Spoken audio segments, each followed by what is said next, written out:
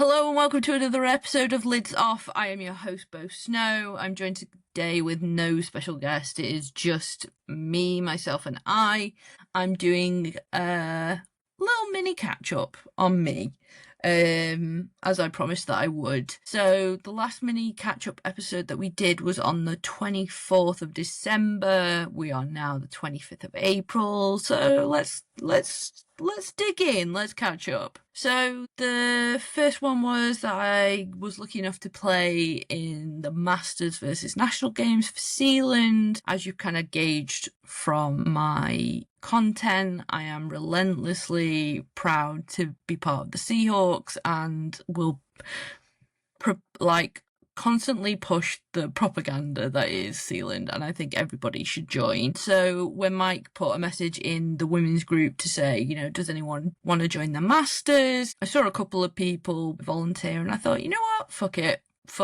I want to join. I've joined Rosendale because I want to be a better player. So I thought, you know what, why not? And quickly got fucking humbled. I remember confidently telling Abby, my wife, I'm going to have 10 minutes on the pitch, probably in the second half, the amount of people that are playing, I'm okay with that. Nope. I played quite a lot. I got to play with quite a few of my coaches. And let me tell you, playing against London Warriors O-line is not for the faint-hearted. Prem mixed is not for me. No thank you, I'm okay. As a tackle, having your pads gripped and then just being flung downwards and eating shit on the floor again and again and again is not for the weak-hearted, for sure. But I did have a nice day. It was really good to see loads of Seahawks people and some of the Sealand women's as well. It was just a really nice day and it was a good experience. However, I feel like it did affect my confidence going into my first game with Rosendale against Gateshead. So, for reasons unbeknownst to me and still baffles me, I was made starter for my position at Rosendale, and I was like, why?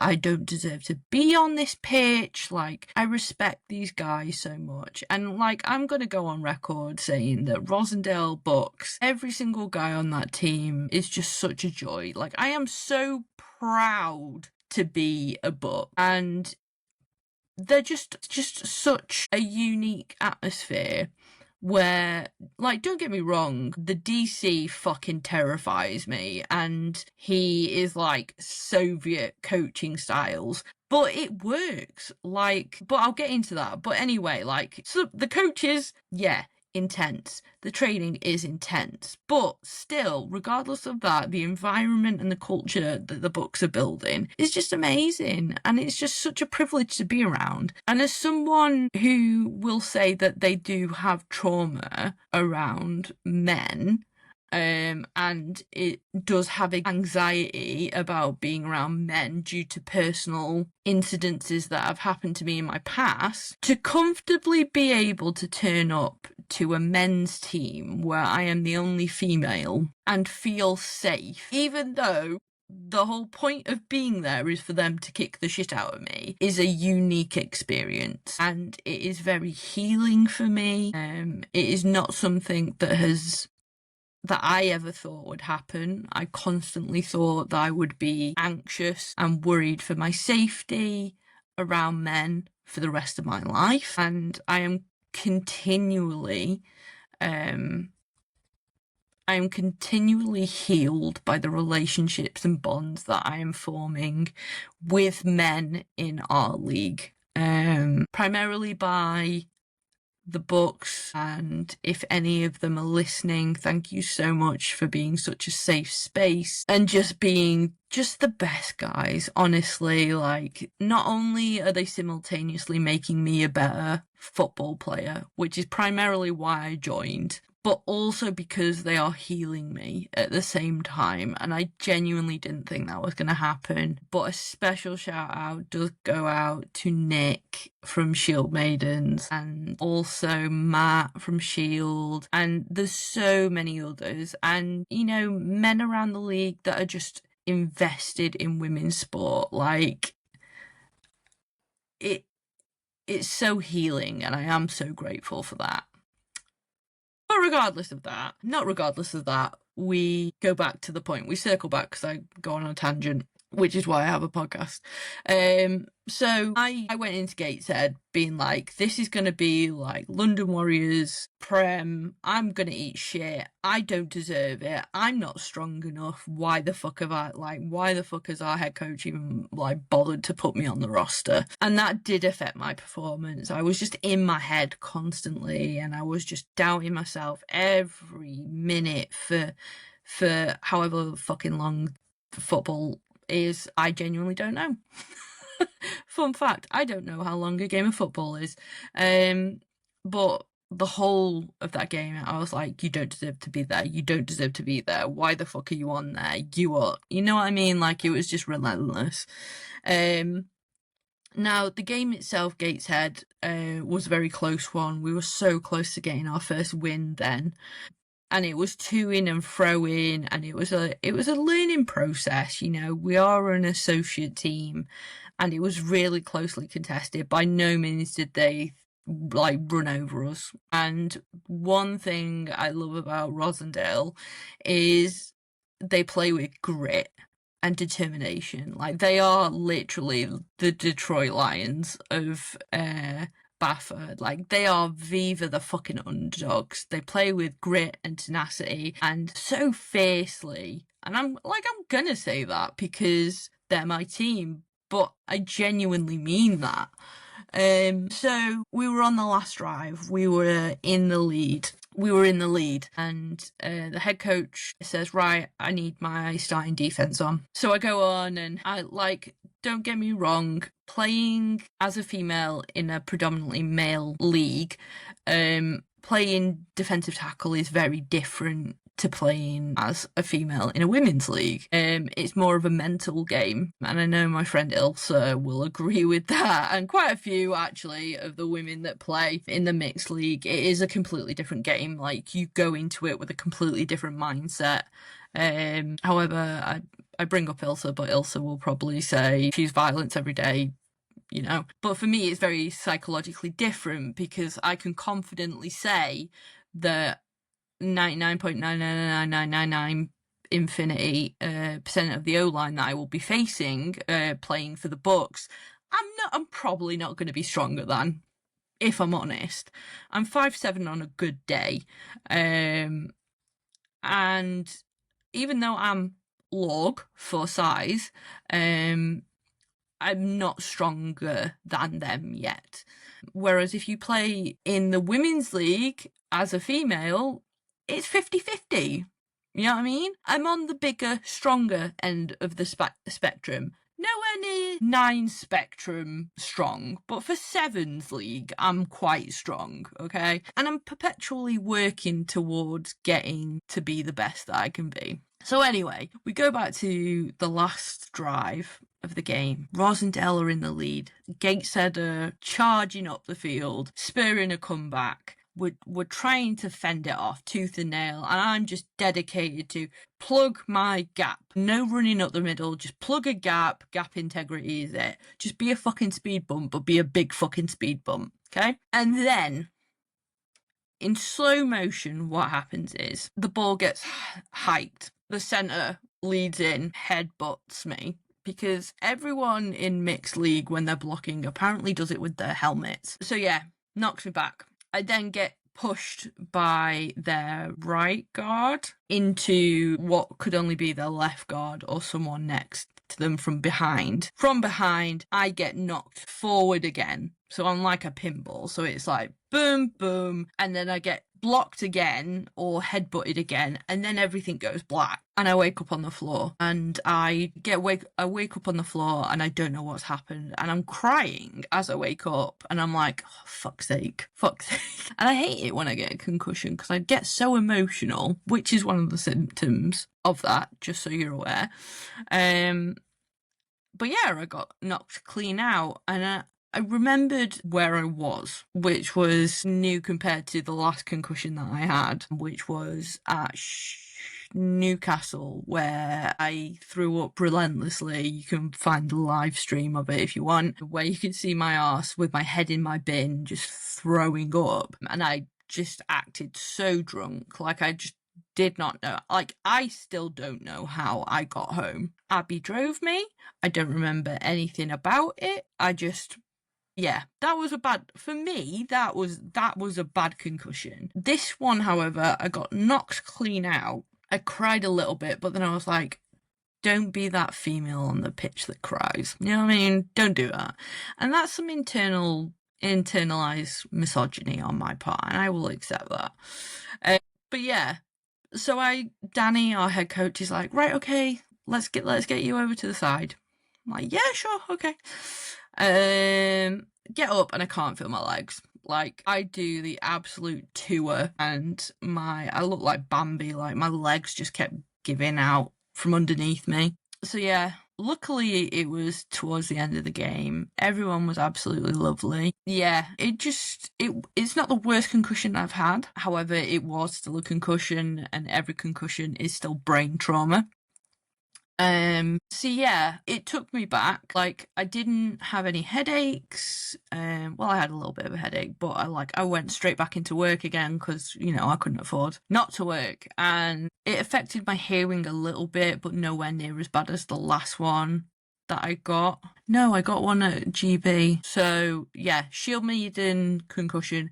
Then there was one at GB camp. And then this one. Okay, see? Memory. But yeah, it wasn't by no means like the worst one I've had. Like, I can't remember the one where I got hit so hard and then the concussion, like my hearing in my ear went and then it just never really came back.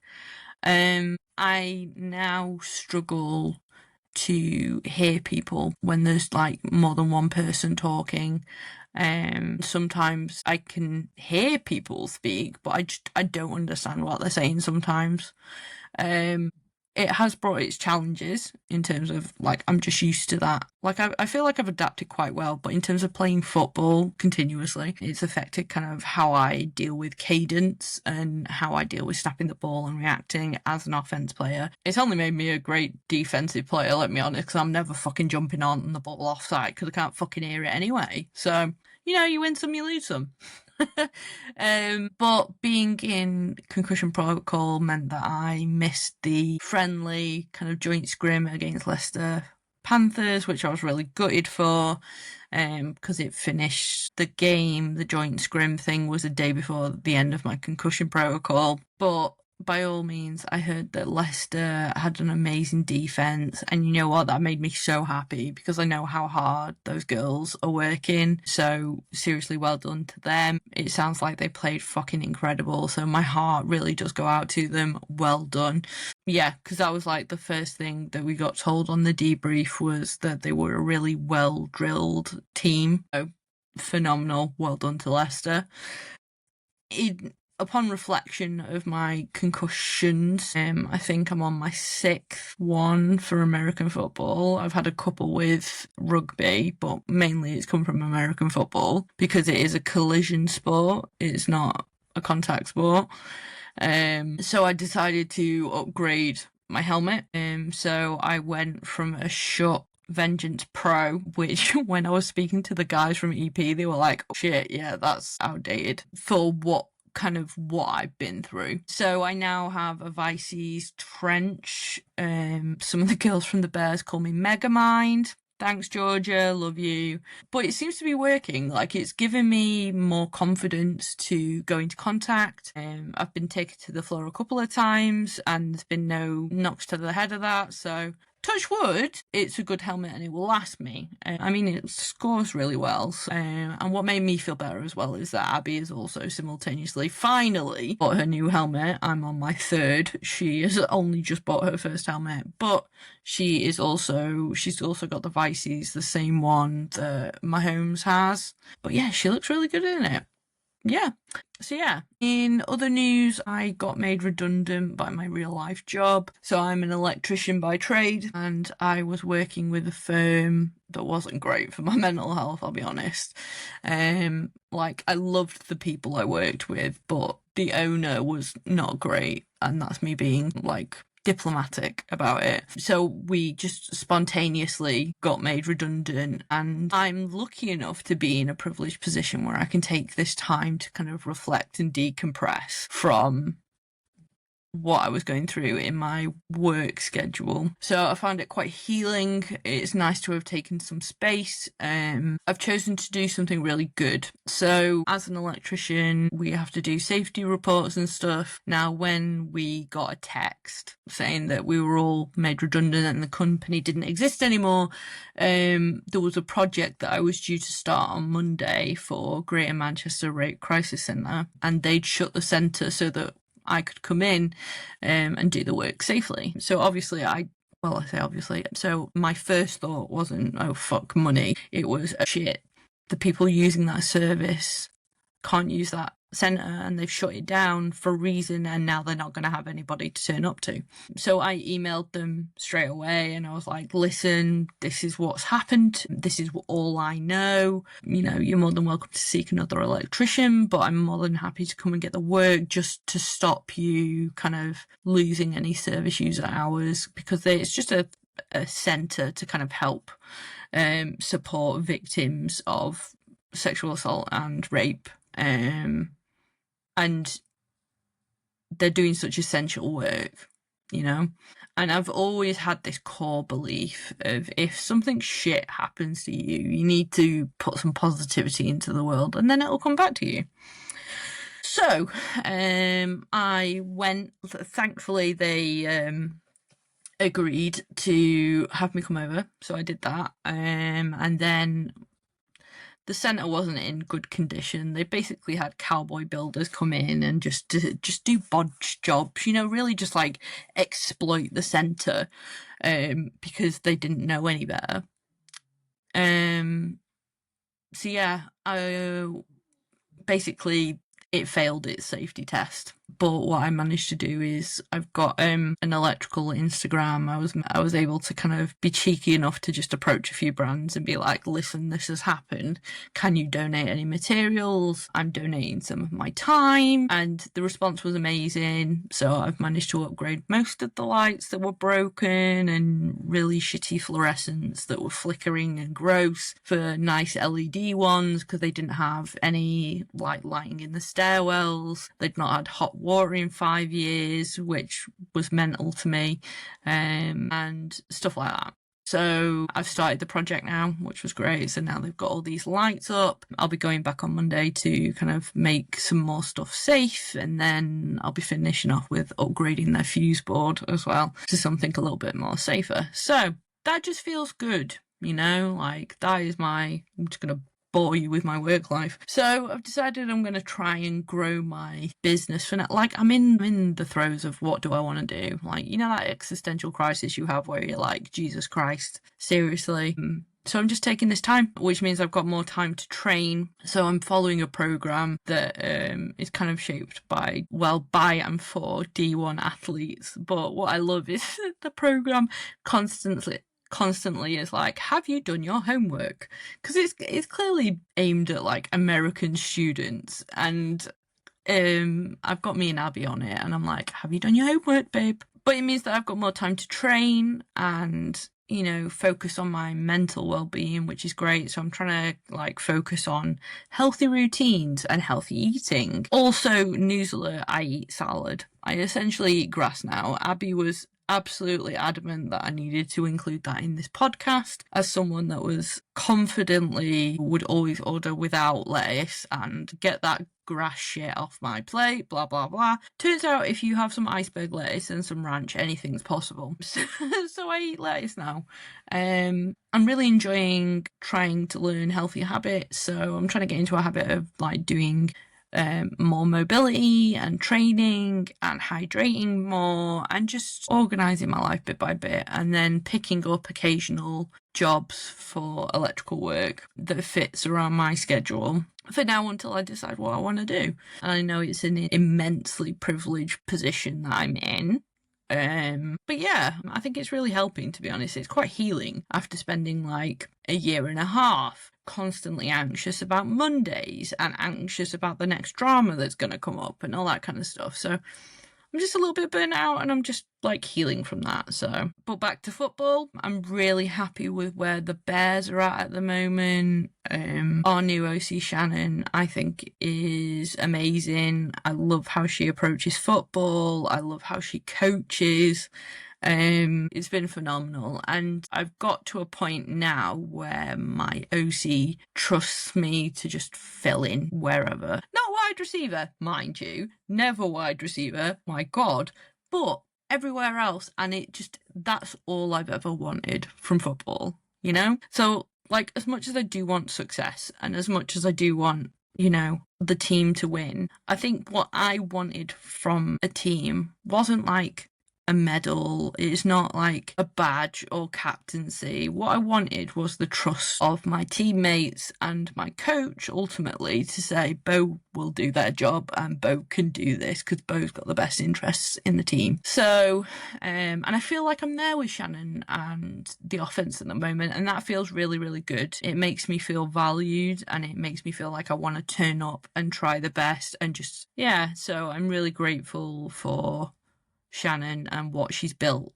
around, as well as John, and the other coaches that we've now accumulated as well, that I haven't had the chance to meet. So yeah, just really grateful for that, and my heart's in a good place with the Bears at the moment, so I'm really, really happy, especially after last season when things weren't great and I was burnt out and I wasn't sure whether I was going to return or not. And for the programme, hats off to the Bears committee and the coaching staff to really turn around a team that was literally circling the drain, to turn around and it to be such like a different atmosphere is really, really great. It's not perfect. I'm not about to say, you know, we're going to win everything and it's going to be amazing and blah, blah, blah. But what I'm saying is it's turned around enough that for me, I feel like I get a lot out of football when it happens, and I get sad when I can't make training for whatever reason.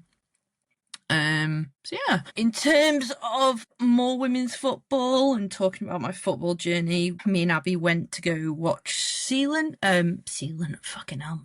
Me and Abby went to go watch Titans versus Sealand. I think it was the first time we'd been back there since we'd both left Titans. It was a different atmosphere. And it was hard because I love Sarah Lack, their QB, with everything in me. She's such a beautiful soul. She's been on the podcast. If you've not listened to the episode, please listen to the episode. Sarah is just a beautiful human. So I will always support Sarah, and on top of that, the Rosendale boys coach, quite a number of them actually, you know, coach Manchester Women's now. So ultimately, I want to support my coaches and support what the Titans are building. They've got a rookie squad, a majority rookie squad, and they're trying to rebuild, and the odds are against them. On top of that, I'm not quiet about the fact that I love Thrashers at all. And it was tough because I didn't want people to think, I mean, I shouldn't give a shit what people think anyway, but I am, to err is to be human. I didn't want people to think that I was like this salty, turning up just to spite support Sealand or whoever was against Manchester, because that's not where it was coming from at all. I love Sealand with everything in me. I love their culture. I love their work ethic. There are so many great people on that team that I feel like I've got quite good friendships with. So obviously I wanted them to succeed. I just enjoy women's sport and I want everyone to succeed and everyone to grow and develop. And you know what?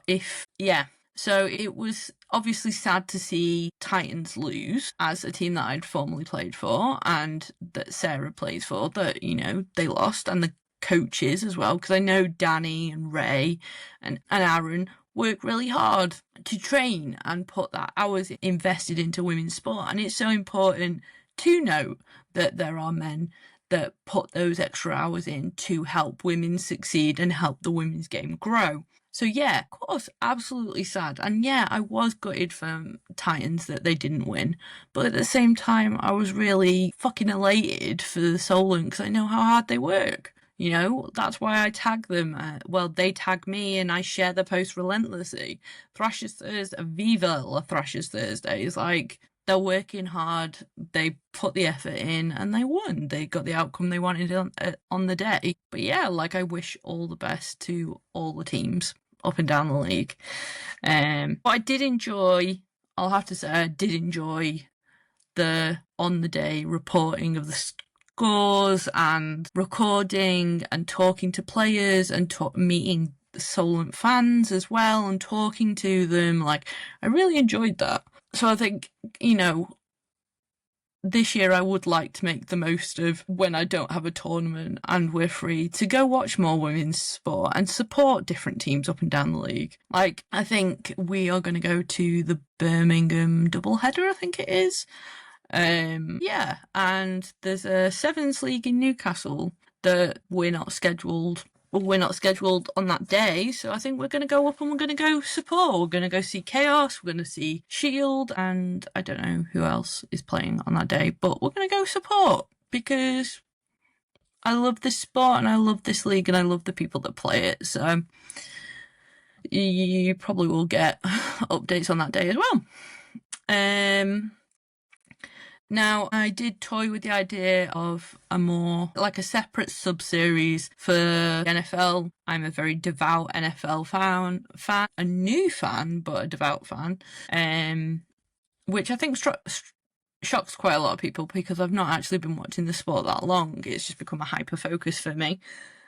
So I did put a poll up. I think we had like 15 answers of yes. And I know a couple of people that didn't vote on the poll that messaged me later and said, yeah, absolutely. So we had like 15 people vote yes to a fantasy league and yes to pick'ems as well, which is phenomenal. So we're going to be doing that. Nearer the time, I'll be making like a WhatsApp group and kind of like a sub-series of Let's Talk It. We're going to be having Aelion as a Panthers fan. I'd love to see Cleo as a kind of Saints fan, and just Cole, who loves football, as well as anybody else who is absolutely devout about American football. Han and Shaq, Jets and Bears fans, I see you. And just anybody that wants to talk shit about football. I feel like a lot of the NFL content is men talking about it, and I would just like to see women and non-binary people represented in that conversation and just having a laugh about it. So yeah, the series will be called Lids On. There will be more than one person attending, so I'm hoping. Riverside says that you can record up to 8 people on a call. Now, there won't be that many people on the call because my hearing accessibility needs nightmare, but I'm thinking me plus 3 other people at max, just to talk football and talk stats and talk feelings and fan bases and everything, and it will be called Lids On.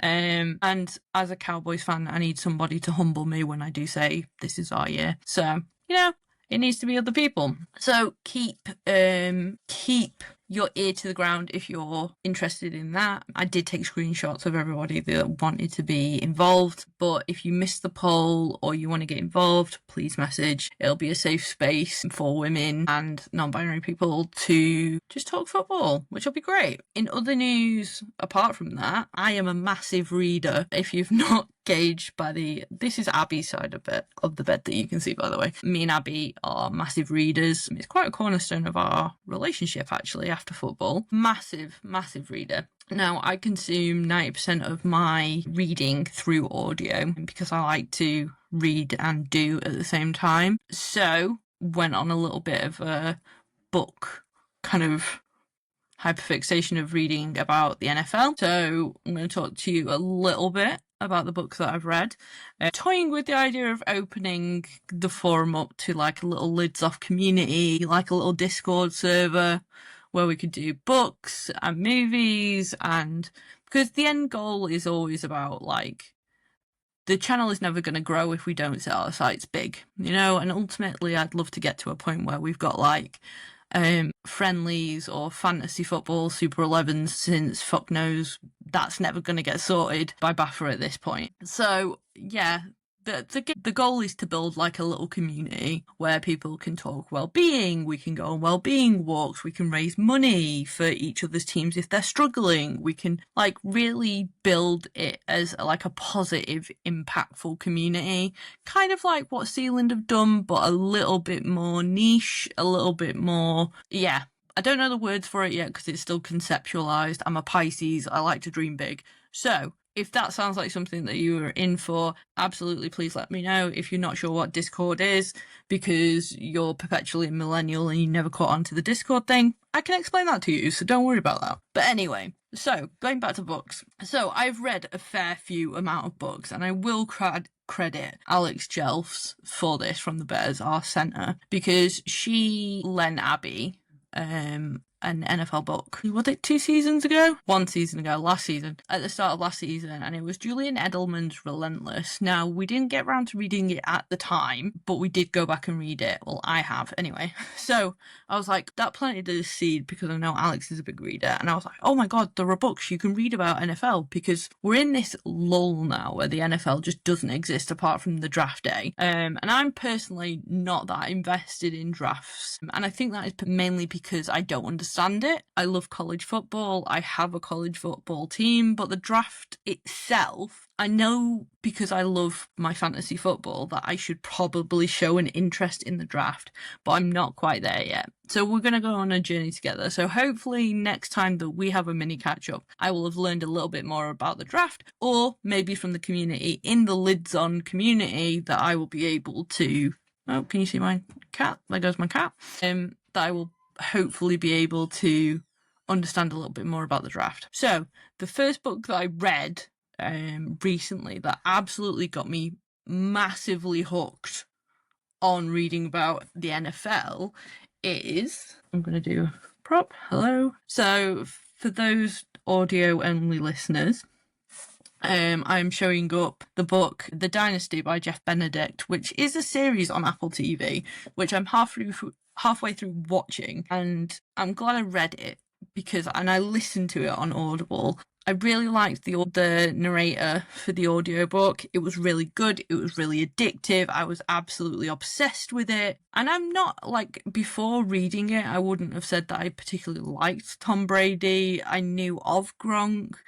But by the end of it, I was absolutely sold. Absolutely sold. Like, it was absolutely amazing. It was a little bit too, I think it's glazed over the facts about how much Robert Kraft takes his like players and stuff to Israel.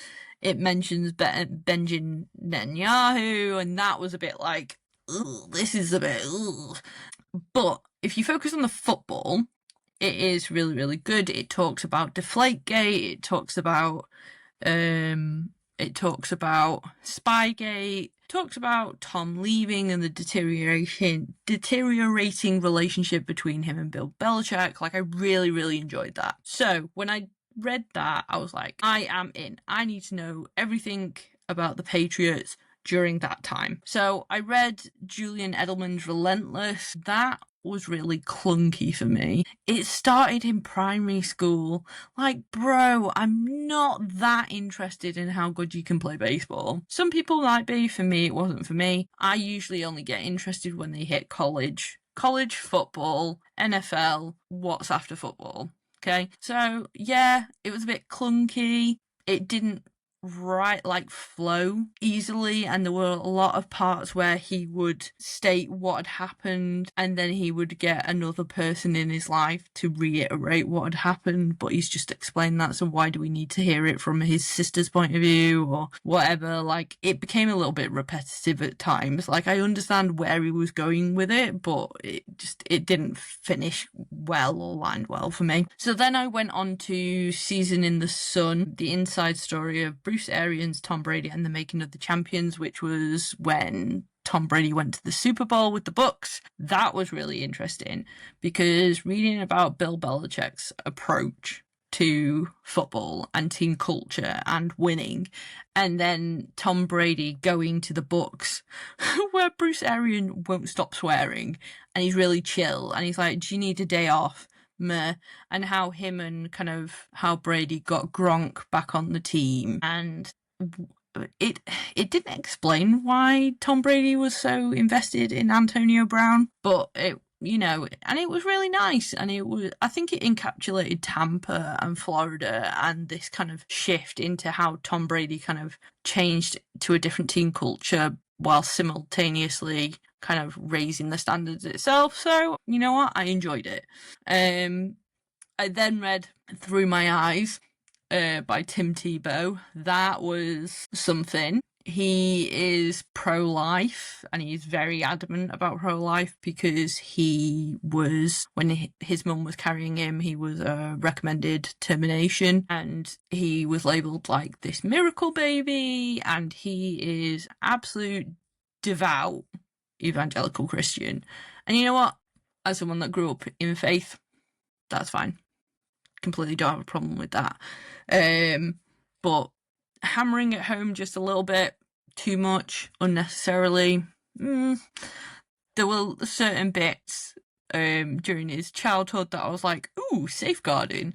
But other than that, it was I enjoyed it. I hate to say it, but I did enjoy it. I enjoyed him talking about his time at the Gators, and then it finishes I think he's been drafted by Denver at that point, or he was going into the draft. I can't remember exactly, brain. But I think it encapsulated his time beautifully at Florida. Yeah, it skirted over a lot of drama and about a lot of things, but it was also really interesting about how he feels like he is abiding by his faith and as a player of faith, and how him and Urban Meyers having morning prayer groups kind of impacted, and how Urban Meyers continued to do that as well and see other people do that in other teams. So that was really interesting. I did find that interesting. I think I'm going to read his next book. I'm not sure about that. There's only so much of that you can take. Now, I do have a confession to make. My niche hyperfixation on football is Aaron Hernandez. I wish I could say why I am hyperfixated on it, but I need to know everything. You get people that are really obsessed with, like, the Holocaust, or about certain cars, or music and a certain band. This is my mountain, and I don't know why. So I read All American Murderer, The Rise and Fall of Aaron Hernandez, which was written by James Patterson. Really well-written book. I've never read a James Patterson book ever. But it was really, really well-written. It flowed really well. It kind of gave you a little bit of a sampler of other issues in Aaron's life. And also didn't call into question kind of the integrity of which the first murder case that he got found guilty was. But overall, the story was told really well. I feel like it built like a generic, non-specific kind of picture of Aaron. And then I read The Truth About Aaron, My Journey to Understand My Brother, which was written actually by Aaron's brother. And that was such a powerful book. Like, genuinely, like, it came from his brother's mouth. It talked about his sexuality. It talked about his kind of the abuse that he suffered growing up. It's like, it was written beautifully and really kind of encapsulated like Aaron's brother trying to keep a relationship with him but also by trying to be like boundaried about an unhealthy relationship, and like, what does that mean? And Aaron's turbulent relationship with his parents and stuff like that. Like, it was absolutely beautiful and absolutely heartbreaking at the same time. Like, it's one of the best books I've read about football. Like, it's so beautiful, so beautiful. So yeah, there are a couple of other books on my TBR. One being yes, I'm holding up The Friday Night Lights, which was a birthday present from Alex. So thank you very much, Alex. So that is my next football book that I'm going to be reading. However, Bill Belichick has a book coming out that he has actually written instead of books about him. So that has been pre-ordered. I also want to read The Blood and Guts, How Tight Ends Save Football by Tyler Dunce as well. That sounds right up my street. But fret not, I am not merely only about non-fiction, although I do really love non-fiction. I am a sucker for a romance, and I mean like trash romance as well. So I think my favourite American football romance book that I've ever read has to be The Wall of Winnipeg and Me by Mariana Zapata, I believe, which is about an all-star defensive end that plays in a made-up football league, and how he has to fake marry his assistant and they hate each other, and it's like a slow burn proximity romance, and I'm absolutely here for it. I ate that shit up. I absolutely love it. Long may it rain. If Liz Tomford could write an American football book, that would be phenomenal, because I really like her Windy Cities series, where she's written about baseball and basketball, and she's got a new one coming out from hockey. Just write a football book, babe. That's all I need. That's all I need. But yeah, so that's me at the moment. This weekend, I've got training with the Bears. It's the last one before tournament 1, which is very exciting. We also have the Bucks are playing in the Clyde, which I am nervous about, but also I am determined to play better than I did last time, which is going to be great. Really excited for that. Hopefully no concussion, new helmet, let's see. And in terms of the podcast, what's next? So if you are following us on socials, which 90% of you are, then you would see that the calendar is slowly booking up. Thankfully, it's picking up. Pre-season is here. I can confirm that we have recorded Katie Ormston, which was our wide receiver / O-line. Sorry, Katie, I love you. But, Katie Ormston, for the Cheshire Bears. Also recorded Sophie from Exiles. That's a really powerful interview. So check your trigger warnings before we do that. But it's a really, really important episode, and it's going to help so many people, so I'm really excited for that. I've also locked in Han from Shield Maidens, linebacker extraordinaire, notorious Jets fan. I'm so really looking forward to that one. And I've also got confirmation today and got a date to interview Ruby Watson, formerly of Manchester Titans, of GB, and of Sandy Gore Rebellion in San Diego. Plenty of that coming up. Hopefully more content coming from me in terms of recording my gym routine and what I do in a day. Just mooching about, really. I'd really like to expand to kind of like attending other teams' practices. You know, like early pre-season, I'm not about to spy on you. You know what I mean? Like, I know some people are a bit dubious about stuff like that, but I would genuinely like to turn up to people's trainings and do some like film content with that. That would make my day. I'd really like that. I'd like to progress the channel that way. But otherwise than that, I think that's everything. If you would like to recommend any more books, if you'd like to get in touch about anything like that, please don't hesitate to. Please like wherever you're consuming this from, rate it 5 stars. If you're on YouTube, please subscribe. And also, I think that's everything. Yeah, okay. Love you loads. Bye.